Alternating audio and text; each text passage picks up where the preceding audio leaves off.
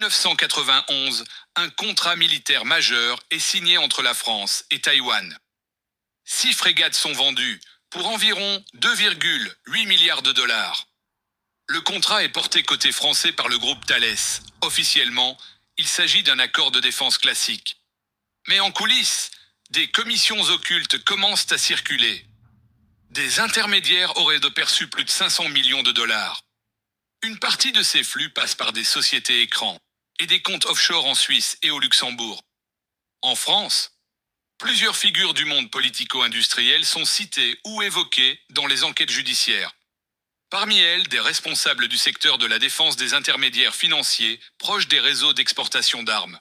Dans le même contexte, le système de commission d'État à État est progressivement remis en cause. Côté taïwanais, un officier de marine, Yin Ching-feng, commence à enquêter sur ces flux suspects. Il documente des irrégularités, des paiements et des intermédiaires. Mais dans quel but? Peu de temps après, il est retrouvé mort en mer. Officiellement, une noyade. Mais cette version restera contestée. L'intermédiaire central du contrat, Andrew Wang, disparaît lui aussi du radar judiciaire pendant des années. Des comptes bancaires liés à l'affaire sont identifiés en Suisse, avec des montants considérables.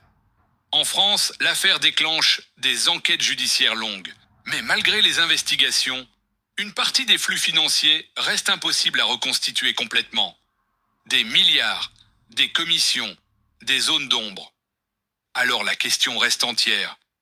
Corruption internationale classique ou manipulation chinoise?